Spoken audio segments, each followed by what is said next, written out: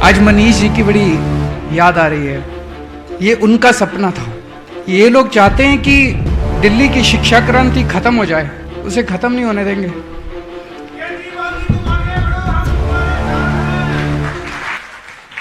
मंच पे मौजूद दिल्ली की शिक्षा मंत्री आतिशी जी, हमारे शिक्षा सचिव महोदय, हमारे एमएलए साहब, शिक्षा निदेशक महोदय, यहाँ पे स्कूल के प्रिंसिपल साहब, टीचर्स,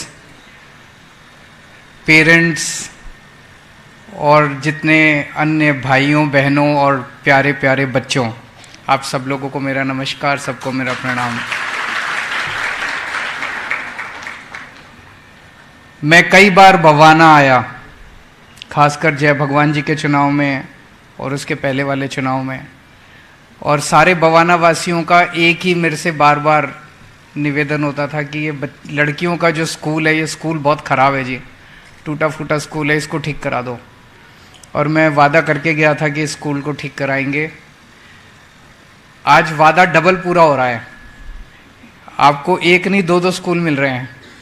एक है स्कूल ऑफ स्पेशलाइज्ड एक्सीलेंस, जो कि इतने शानदार हैं। दिल्ली के अंदर 30-35 ही हैं। कितने हैं स्कूल ऑफ 35 स्कूल हैं। उन 35 में से अब एक स्कूल बवाना में बन गया।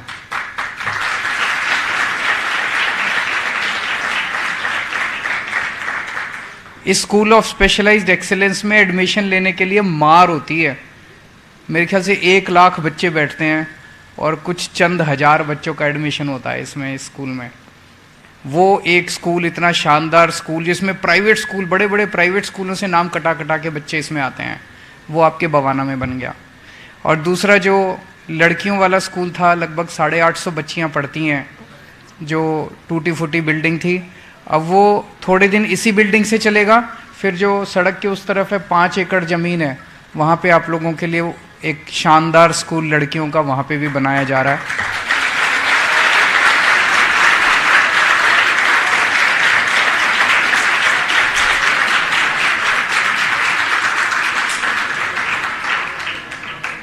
तो मैं वादा एक स्कूल का करके गया था, दिए 2 स्कूल। हम लोग जितने वादे करते हैं उससे डबल पूरे करते हैं।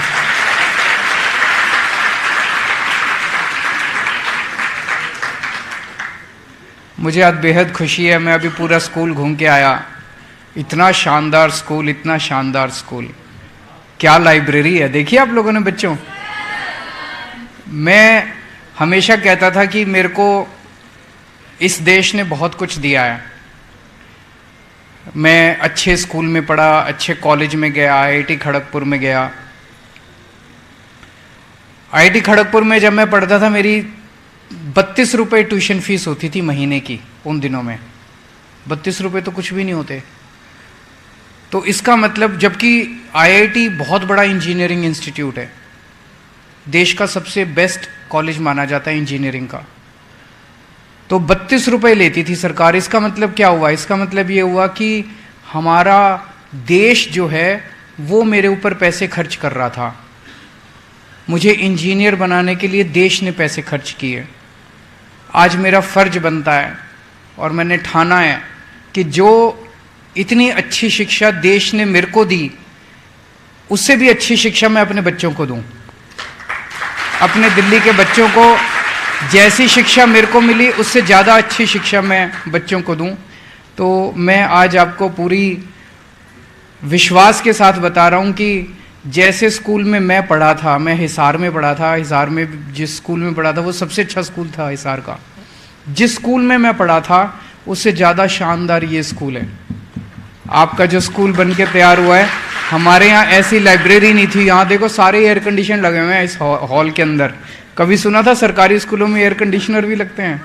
कभी नहीं सुना था।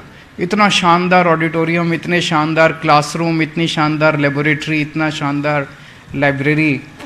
तो मैं एक चीज़ देख रहा हूँ कि सारी बच्चियाँ बहुत खुश हैं, सबके चेहरे पे खूब स्माइल आई हुई है। और सबको, बच्चों को भी बहुत बहुत बधाई और पेरेंट्स को भी बहुत बहुत बधाई इतना शानदार स्कूल मिलने के लिए।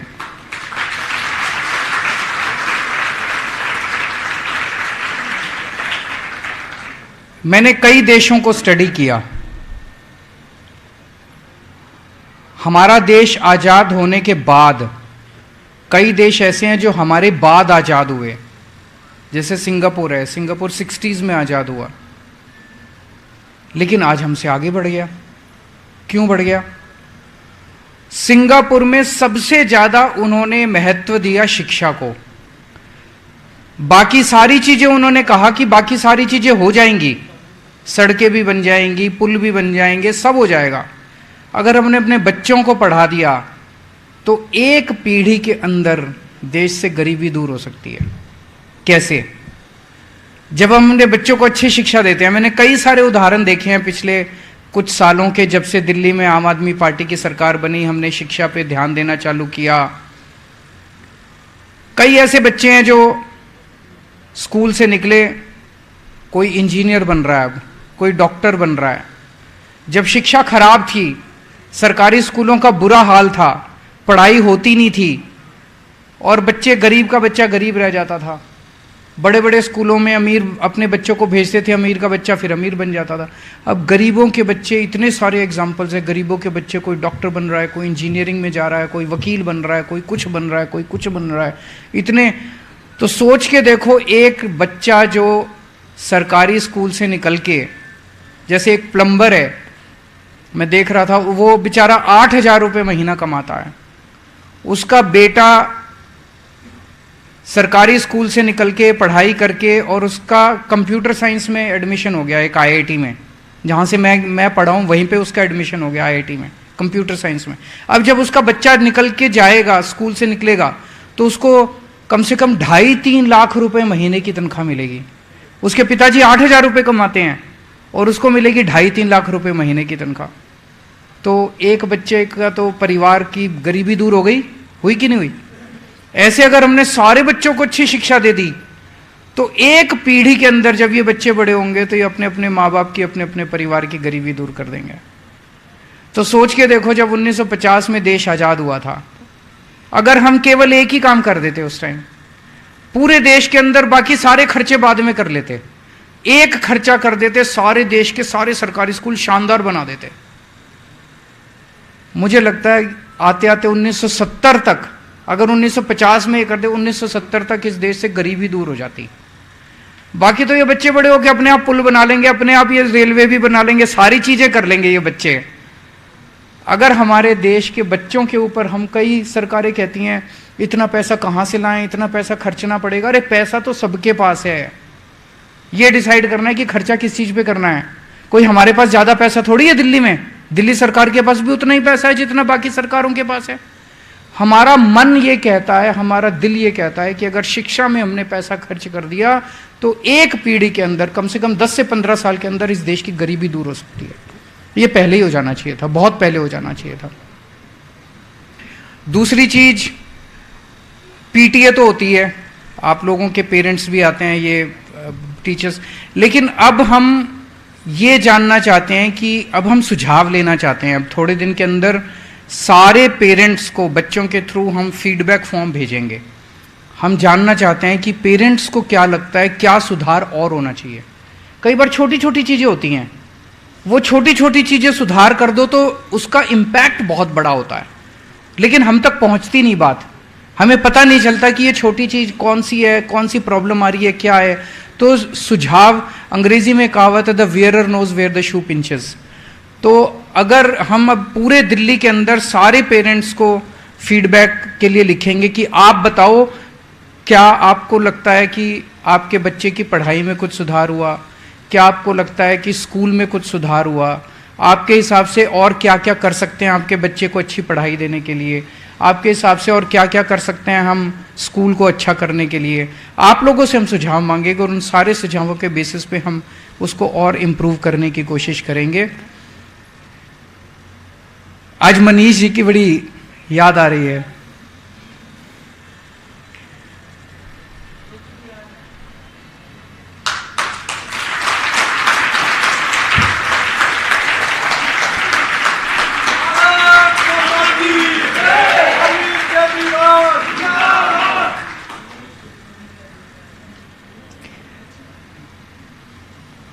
ये उनका सपना था।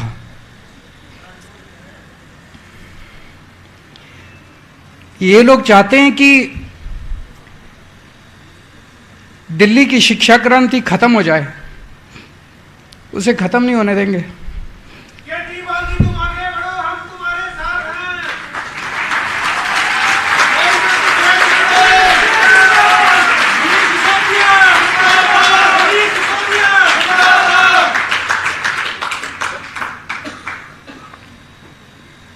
केजरीवाल केजरीवाल केजरीवाल केजरीवाल। मनीष जी ने इसकी शुरुआत की थी। उनका सपना था कि हर बच्चे को अच्छी से अच्छी शिक्षा मिलनी चाहिए। इन्होंने झूठे सच्चे आरोप लगा के, फर्जी मुकदमे करके इतने अच्छे आदमी को इन्होंने इतने महीनों से जेल में डाला हुआ है। उनको लगा कि उनको जेल में क्यों डाला हुआ है, देश में इतने बड़े बड़े डाकू घूम रहे हैं, उनको नहीं पकड़ते। उनको मनीष सिसोदिया को जेल में इसलिए डाला हुआ है कि वो अच्छे स्कूल बना रहा है, बच्चों को अच्छी पढ़ाई दे रहा है। अगर आज मनीष सिसोदिया अच्छी पढ़ाई नहीं दे रहा होता, अच्छे स्कूल नहीं बना रहा होता, उसको जेल में नहीं भेजते, किसी हालत में जेल में नहीं भेजते। उनको तकलीफ हो रही है कि इस तरह से अच्छे अच्छे स्कूल बन रहे हैं, आम आदमी पार्टी का प्रचार हो रहा है चारों तरफ। मैं जहां भी जाता हूं पूरे देश के अंदर सब एक ही बात करते हैं कि जी स्कूल बड़े अच्छे बन गए, दिल्ली के स्कूल बड़े अच्छे बन गए, दिल्ली के बच्चों के नतीजे बड़े अच्छे आने लग गए, गरीबों के बच्चों को अच्छी शिक्षा मिलने लग गई। इसीलिए इनको तकलीफ हो रही है। अगर मनीष सिसोदिया जी शिक्षा पे आपके लिए काम नहीं करते, उनको जेल नहीं होती। तो हमें उनके सपने पूरे करने हैं, उनके काम को नहीं रुकने देना। बड़ी जल्दी वो बाहर आएंगे, मुझे पूरी उम्मीद है। सच्चाई कभी हार नहीं सकती, भगवान साथ देता है। जो लोग सच पे चलते हैं उनका भगवान साथ देता है। वो जल्दी बाहर आएंगे और इस यात्रा को आगे बढ़ाएंगे। लेकिन जब तक वो अंदर है, हमें और दुगनी स्पीड से शिक्षा के क्षेत्र में काम करना है और बच्चों को अच्छी से अच्छी शिक्षा देनी है। मैं भगवान से प्रार्थना करता हूं कि आप सब लोग आगे बढ़ के खूब तरक्की करें, देश का नाम रोशन करें। बहुत बहुत शुक्रिया।